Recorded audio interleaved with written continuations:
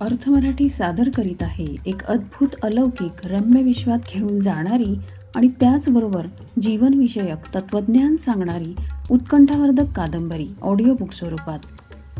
नागमणी एक रहस्य. लेखक प्रसाद शिर्के. वाचनस्वर वैशाली दैवतकर. ऐकत रहा नागमणी एक रहस्य.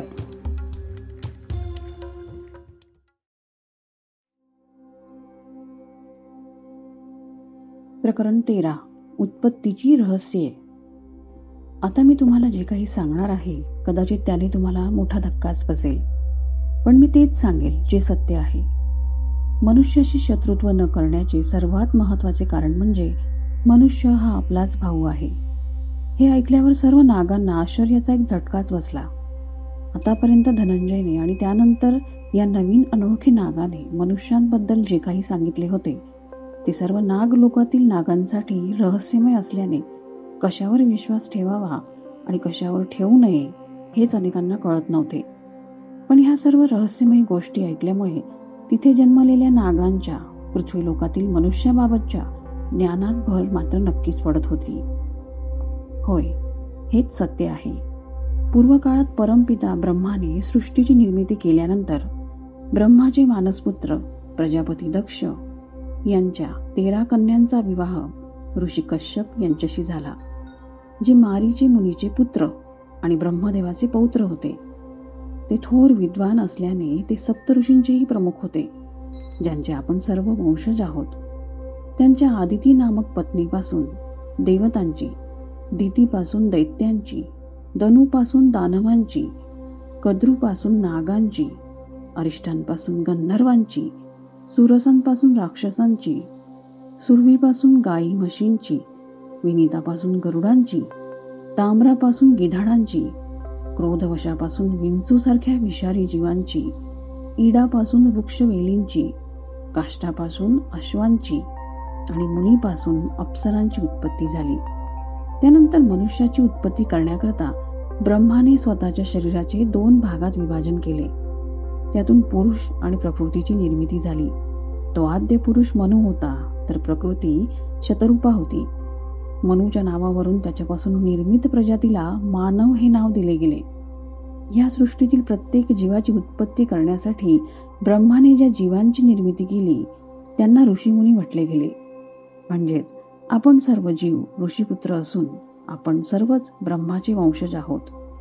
आपल्या पित्यांचा पिता एकच असूनही मातृसत्ताक पद्धतीच्या प्रभावामुळे आपण एकमेकांपासून परिचित नव्हतो. या सर्व गोष्टी समजून घेण्यासाठी आपण मनुष्याचे उदाहरण पाहू. मनुष्याचा विचार केला तर पूर्व काळात कुटुंब व्यवस्था आणि विवाह संस्था अस्तित्वात नव्हती. त्यावेळी मनुष्यामध्ये माता, पिता, भाऊ, बहीण अशा कुठल्याही प्रकारची नाती अस्तित्वात नव्हती. त्यावेळी मनुष्यामध्ये फक्त स्त्री आणि पुरुष असे 2च भेद होते. त्या काळी आत्तासारखी समाज व्यवस्था अस्तित्वात नसल्याने कुठलाही स्त्री पुरुष कुठल्याही आणि कितीही स्त्री पुरुषांबरोबर यौन संबंध प्रस्थापित करू शकत होता. स्त्री पुरुषांमध्ये विशिष्ट जोड्यांचे बंधन नसल्याने त्यांच्यापासून जन्माला येणाऱ्या अपत्याचा पिता कोण हे निश्चित सांगता येत नव्हते. परंतु त्यांची माता कोण हे निश्चित असल्याने त्या काळी मातेच्या नावाने वंश चालत असे. कालांतराने विवाह संस्था अस्तित्वात आल्याने कुटुंब व्यवस्था अस्तित्वात आली. त्यानंतरच्या काळात माता, पिता, बंधू, भगिनी, मामा, मामी अशा प्रकारच्या कित्येक नात्यांचे नामकरण झाले. त्यामुळे मनुष्य प्रजातीमधील स्वच्छंद यौन संबंधांवर मर्यादा आली. त्यानंतरच्या काळात मानवी समाजात पितृसत्ता अस्तित्वात आली. त्यामुळे त्यानंतरच्या पुढील काळात गोत्र व्यवस्था निर्माण झाली. समान गोत्र असणाऱ्या स्त्री पुरुषांच्या विवाहावर बंधने आली. कालांतराने मनुष्याच्या कर्मानुसार त्याची ब्राह्मण, क्षत्रिय, वैश्य आणि शूद्र अशा वर्णात विभागणी झाली. ज्याला जे कार्य करणे जमते तीच त्याची जात झाली, म्हणजेच तोच त्याचा वर्ण झाला.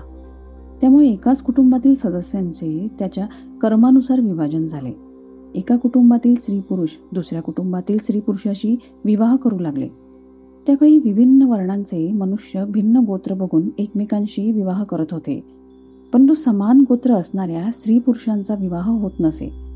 त्या काळात देवतांनी मनुष्याच्या विविध कुळांचा उद्धार केल्याने विविध कुळातील मनुष्य विविध देवतांना आपले कुळदैवत मानू लागली. 4 वर्णांमध्ये विभाजन झालेला मनुष्य पुढे जाती आणि उपजातींमध्ये विभागला गेला. तरी समान कुळदेवतांमुळे म्हणजेच अप्रत्यक्षपणे आपल्या कुळामुळे एकत्र येऊ लागला. तरी कर्मावर आधारित असलेली वर्णव्यवस्था मनुष्याच्या आपापसातील वैमनस्याचे कारण बनली. दुर्दैवाने त्या काळी आपणही मनुष्याच्या संगतीत राहून मनुष्याची हीच संस्कृती आत्मसात केली. त्यामुळे आज मनुष्याप्रमाणेच नागांमध्ये असमानता दिसत आहे. स्वतःला सर्व जीवांपेक्षा बुद्धिमान समजणारा मनुष्य जर कर्मावर आधारित आणि श्रमविभाजनाचे माध्यम असलेल्या वर्णव्यवस्थेला, जातींना समजून घेण्यास असमर्थ ठरत असेल तर आपल्यासारख्या नागांचे त्या बाबतीत अज्ञानी असणे साहजिकच शक्य आहे. सर्वात महत्त्वाची गोष्ट म्हणजे आपल्या मूळ पूर्वजांनी आपल्या विभिन्न शरीर क्षमतेमुळे आणि विभिन्न प्रवृत्तींमुळे एकमेकांपासून वेगळे राहणे पसंत केले. त्यामुळेच आपल्यासारख्या जीवांचे मनुष्य, नाग, गरुड, राक्षस इत्यादी अशा प्रकारे विभिन्न प्रजातीमध्ये विभाजन झाले. कालांतराने आपण सर्व जीव वेगवेगळे राहून फक्त आपल्याच प्रजातीचा विचार करू लागलो. त्यामुळे विभिन्न प्रजातीमध्ये एकमेकातील मतभेद वाढून त्यांच्यात शत्रुत्वाची भावना निर्माण होऊ लागली. काळाच्या प्रभावाने आपण सर्वही एकाच पूर्वजांपासून निर्माण झालेले विविध जीव आहेत हेच आपण विसरून गेलो. त्यानंतरचे आपले पूर्वज एकमेकातील शत्रुत्वामुळे युद्धे करू लागली.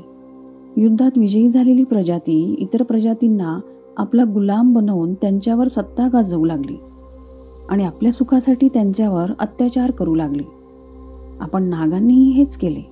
म्हणूनच आपल्या अत्याचाराला कंटाळलेल्या मनुष्याने नागांमधील सत्तेची लालसा असणाऱ्या दुष्ट प्रवृत्तीचा फायदा घेऊन आपल्या पूर्वजांना नागलोकी पाठवले.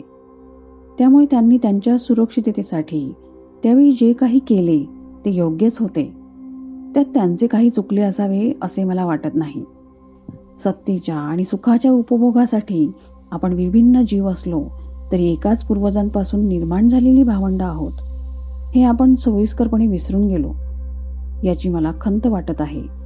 ज्या चुका आपल्या पूर्वजांनी केल्या त्याच चुका आपण आपल्या क्षुल्लक स्वार्थासाठी करू नये अशी माझी इच्छा आहे. मनुष्य रक्तामुळे किंवा त्याच्या शरीरातील इतर अवयवांमुळे आपला काही फायदा होईल हे आज ठामपणे कोणीच सांगू शकत नाही. त्यामुळे आपण आपल्या स्वार्थासाठी त्याचा जीव घेऊन त्याचे स्वातंत्र्य हिरावून घेणे कधीही योग्य ठरणार नाही. मनुष्य काय आणि इतर जीव काय, आपण सर्व एकाच पूर्वजांची अपत्ये आहोत. त्यामुळे आपल्याला अशा प्रकारची हिंसा सोडून आपापसातील बंधुभावाचा विकास केला पाहिजे आणि प्रत्येक जीवाला त्याच्या लोकात सुखी राहता येईल असे वागले पाहिजे. मला खात्री आहे सत्य समजल्यामुळे तुमच्यापैकी कोणीही नाग आता पृथ्वीवर जाऊन विनाकारण मनुष्याशी युद्ध करणार नाही. इतकं बोलून तो नाग शांत झाला. त्याच्या शांततेबरोबर सर्वत्र शांततेची लाट पसरली. कोणीही कोणाशीच काही बोलत नव्हते. सर्वजण विचारमग्न झाले होते. तो नाग मंचावरून सर्वांना पाहत होता. अधूनमधून त्याची नजर स्तब्ध झालेल्या नागांवरून फिरत होती. सर्वांना आपल्या उत्पत्तीची रहस्य समजल्याने आजवर त्यांनी त्यांच्या जीवनाबद्दल जे काही विचार केले होते, ज्या कल्पना केल्या होत्या, त्या सर्व एका क्षणात खोट्या ठरल्या होत्या. त्या नागाने आता सर्व नागांना एक प्रश्न केला, तर मग बोला, कोण कोण सहमत आहे माझ्या विचारांशी?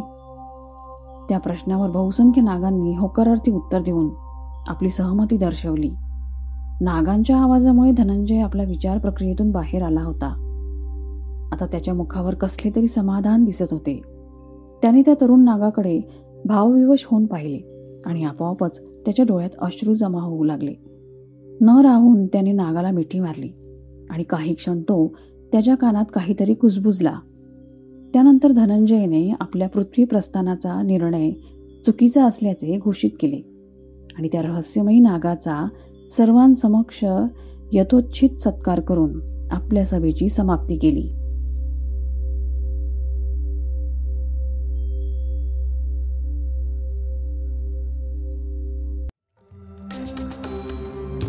वैशाली दैवतकर यांच्या वाचन स्वरात आपण ऐकत होतात प्रसाद शिर्के लिखित अर्थ मराठी प्रकाशित उत्कंठावर्धक कादंबरी नागमणी एक रहस्य. तर मित्रमैत्रिणींनो, तुम्हाला हे प्रकरण कसे वाटले हे कमेंटमध्ये सांगायला विसरू नका. तुम्हाला हा उपक्रम आवडल्यास व्हिडिओ अवश्य लाईक करा. पुढील प्रकरणांचे अपडेट्स मिळवण्यासाठी चॅनल सबस्क्राईब करायला विसरू नका. लवकरच भेटू नव्या पुढील प्रकरणांसह.